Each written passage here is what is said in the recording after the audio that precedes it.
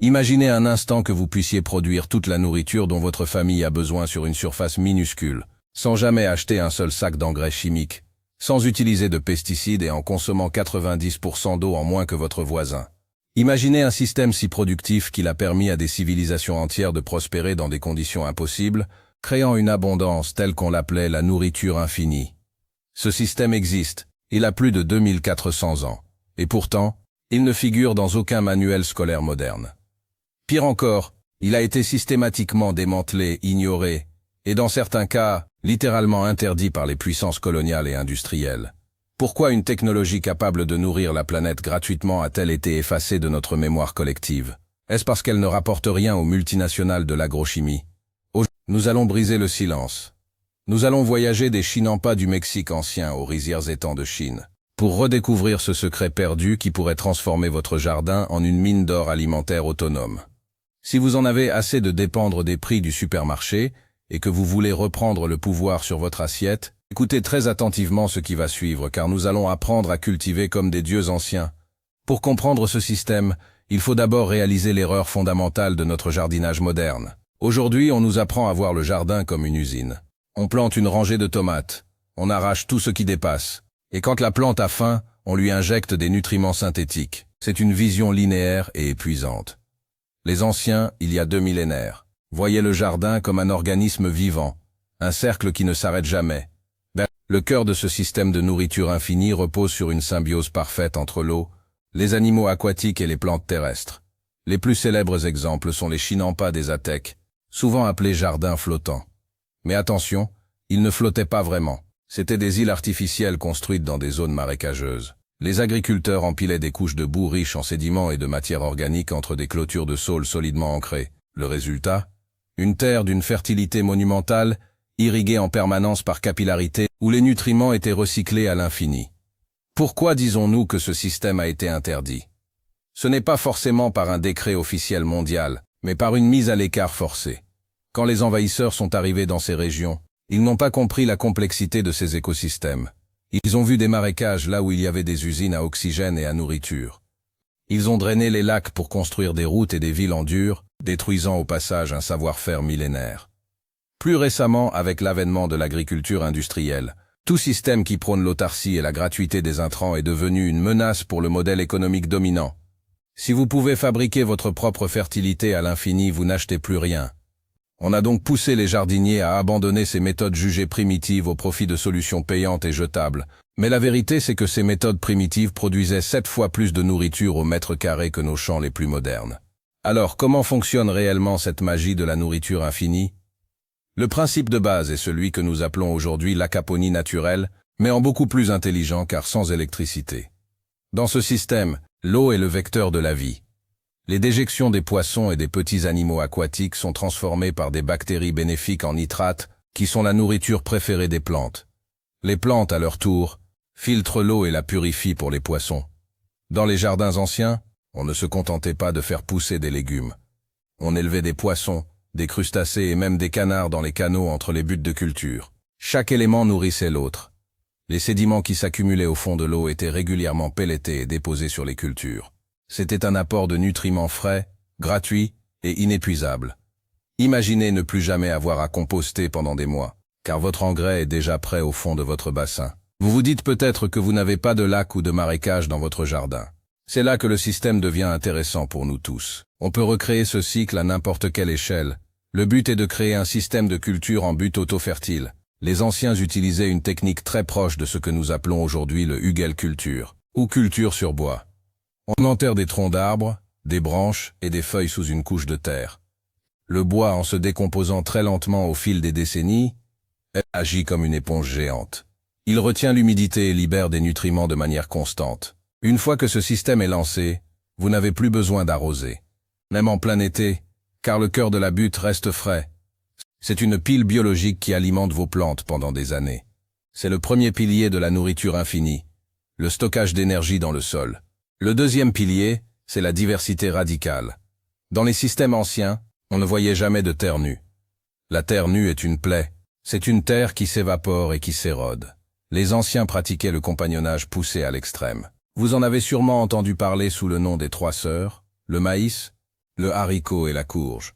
Le maïs sert de tuteur. Le haricot fixe l'azote de l'air pour nourrir les autres, et la courge couvre le sol avec ses grandes feuilles pour garder l'humidité. Mais ce n'est que la pointe de l'iceberg.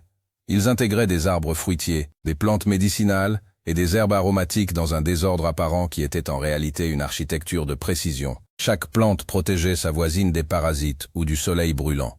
En imitant cette structure, on élimine le besoin de pesticides. Si un insecte arrive, il est tout de suite intercepté par un prédateur naturel logé dans la plante d'à côté. Pourquoi ce système est-il si puissant? Parce qu'il utilise le temps comme un allié. Dans notre jardinage actuel, on repart de zéro chaque année. On laboure, on vide le sol, on replante. C'est un cycle de destruction. Le système de nourriture infinie, lui, est cumulatif. Plus le temps passe, plus le sol devient riche. Plus le temps passe, plus le réseau de champignons souterrains, la mycorhize, se développe. Ces champignons sont les autoroutes de l'information de votre jardin.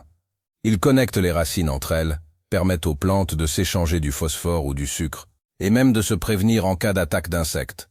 Quand vous préservez ce réseau, vos plantes deviennent incroyablement fortes. Elles ne luttent plus pour survivre.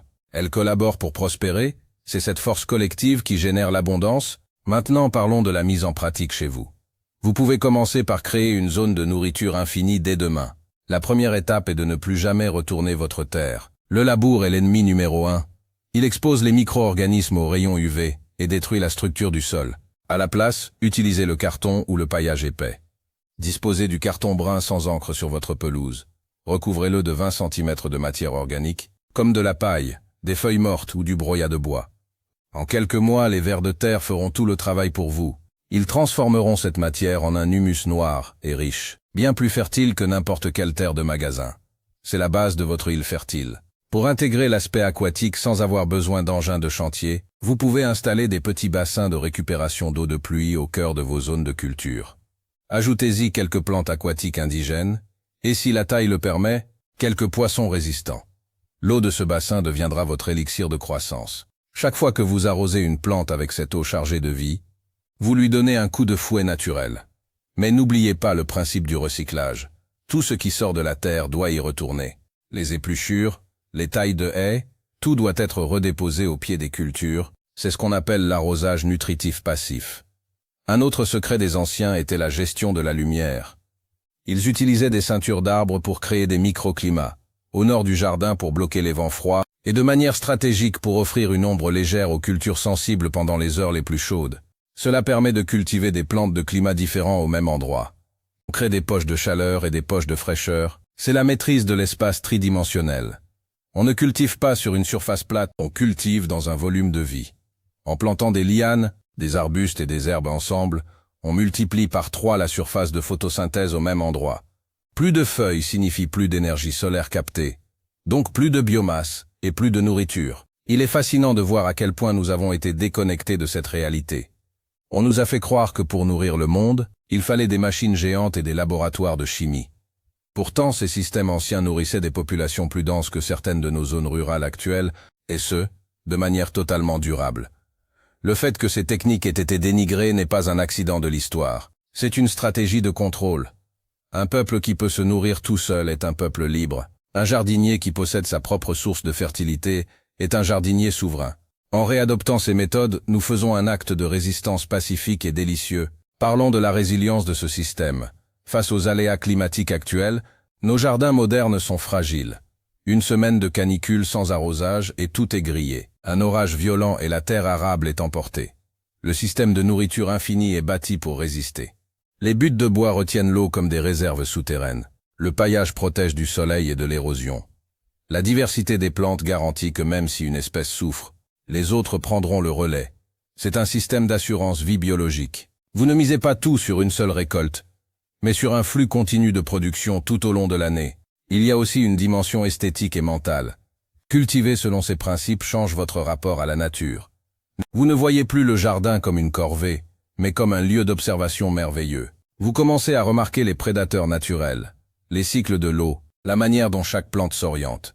Vous devenez un chef d'orchestre. C'est une activité qui apaise l'esprit et redonne du sens. Produire sa propre nourriture avec la complicité de la terre cuite, du bois et de l'eau est une expérience profondément humaine et gratifiante. Une question revient souvent. Est-ce que ça prend plus de place? Au contraire. En utilisant la verticalité et les associations de plantes, vous produisez beaucoup plus sur moins de terrain. Vous pouvez avoir un système de nourriture infini sur un simple balcon avec quelques bacs bien conçus. Le principe reste le même. Créer un cycle fermé. Utilisez des vers de terre dans vos bacs. Récupérez le jus de compost pour fertiliser vos plantes et plantez de manière dense. La nature a horreur du vide, alors ne lui en donnez pas. Un autre aspect crucial est celui des semences. Pour que le système soit vraiment infini, vous devez utiliser des graines anciennes, non hybrides. Ces graines portent en elles la mémoire de millénaires de survie. Elles sont capables de s'adapter à votre sol spécifique année après année. Contrairement aux hybrides modernes qui demandent des conditions de laboratoire pour produire, les semences paysannes sont généreuses et robustes. Apprendre à récolter ses propres graines est l'étape ultime de la liberté. C'est ainsi que vous fermez la boucle du temps. Une graine récoltée dans votre jardin est déjà habituée à votre climat, à vos insectes et à votre eau. Elle sera plus forte l'année suivante. C'est une progression exponentielle de la vitalité de votre jardin. Pourquoi alors ne voit-on pas ces systèmes plus souvent si c'est si efficace? La réponse est dans l'effort initial. Créer un système de nourriture infinie demande un peu de réflexion et de travail au début. Installer les buts, préparer le sol, planter la diversité initiale, cela demande plus d'énergie que de simplement passer la tondeuse ou jeter des granulés au sol. Mais cet investissement se paie au centuple.